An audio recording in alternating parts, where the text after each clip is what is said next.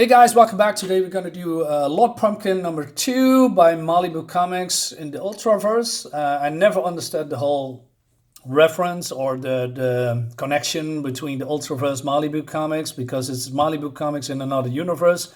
I have no fucking clue. What I know, I have some comics from the Ultraverse, and the Ultraverse is, I think, a great universe with great characters. Artists like George Paris, Cal Hotz, draw these characters a lot. Even Marvel characters came into the universe like Thor, even the Avengers, the Black Knight, Juggernaut, etc. Yeah, it was just great stuff. But then, I don't know, I believe Marvel bought up Ultraverse, or it was a part of Marvel, and Marvel does what Marvel always does. It doesn't, they discard the universe, and well, we never seen them again. So yeah, they let the universe die, if you will, and then they discarded the characters somehow because they weren't popular enough, or they didn't bring enough money. I don't know why you can't have two universes. I mean, well, that's probably a tale for another time. I bought a couple of issues because I was not very familiar with Lord Pumpkin, and but I like what I see, and you know these he's a very evil character, just like Loki. He kills people a lot, and he's a magical being.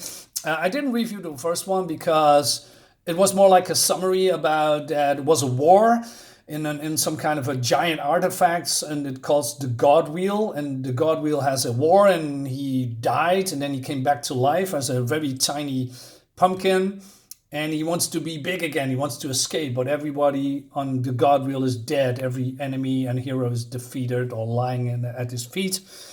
But Loki is there, but Loki cannot go anywhere because he's stuck on the God Wheel. Because this universe, because it's another universe, another dimension, if you will, messed up with his power, so he cannot traverse from one universe to the other anymore.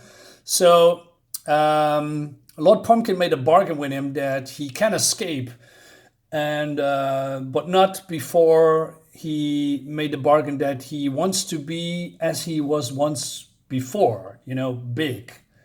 But Loki took that oath, or the promise a little bit too literally, because he did exactly what Lord Pumpkin asked, and the result is that he is now who he once was before, a straw man, a scarecrow before he rose to power.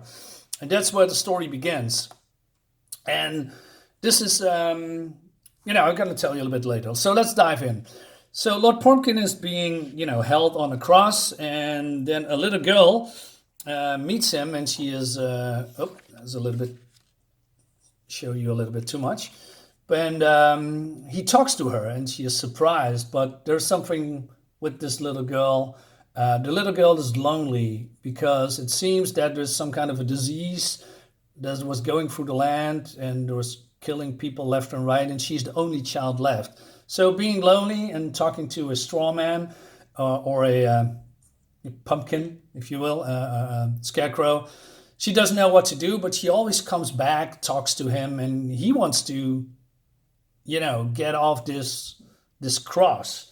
He wants to get released. So he basically manipulates her to do that because, you see, he's very nice. He's saying that they are friends, and she's, well, being manipulated by him. And then at some point, he cuts him loose, and she says to him, "You have to promise me something." And he says, "Yes.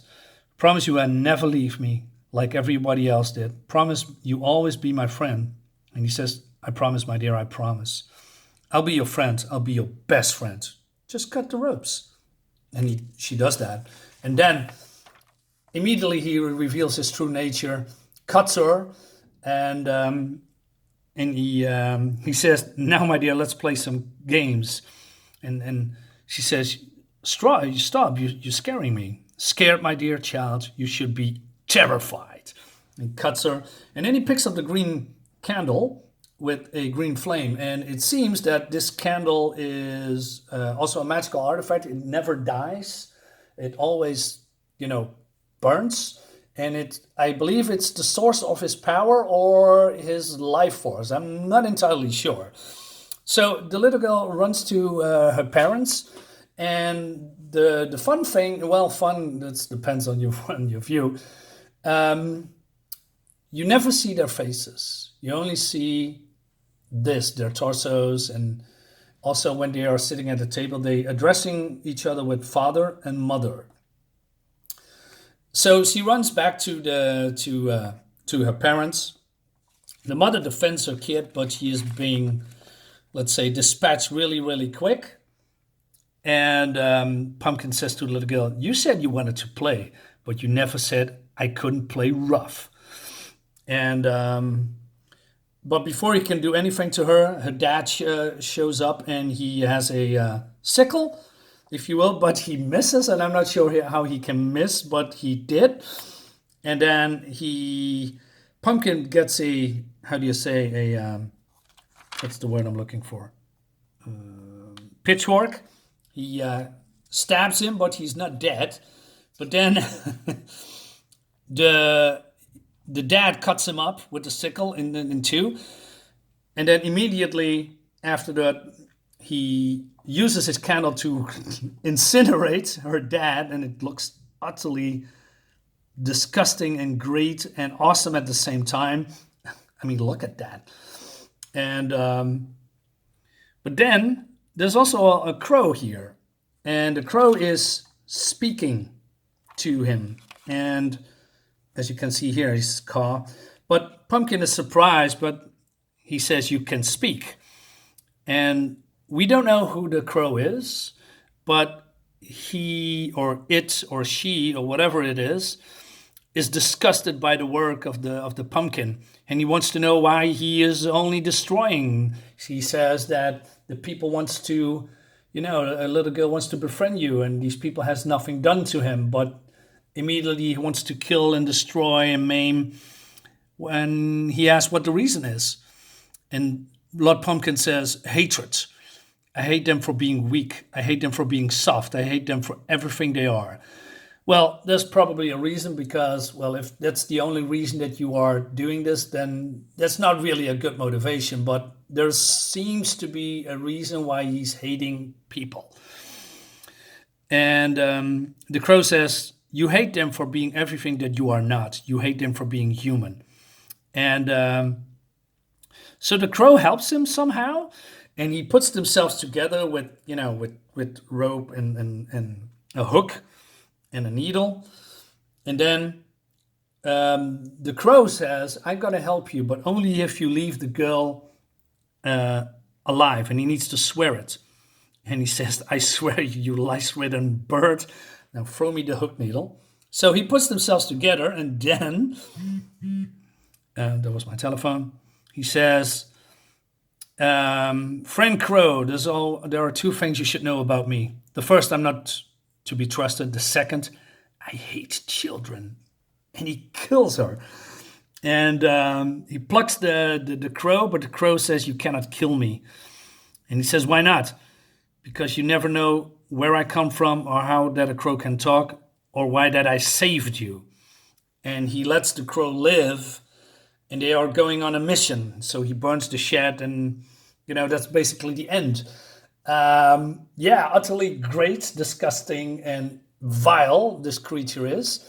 I'm actually liking this character, because I have a couple of issues where he's appearing, and he is, a great villain, He has any regard for life.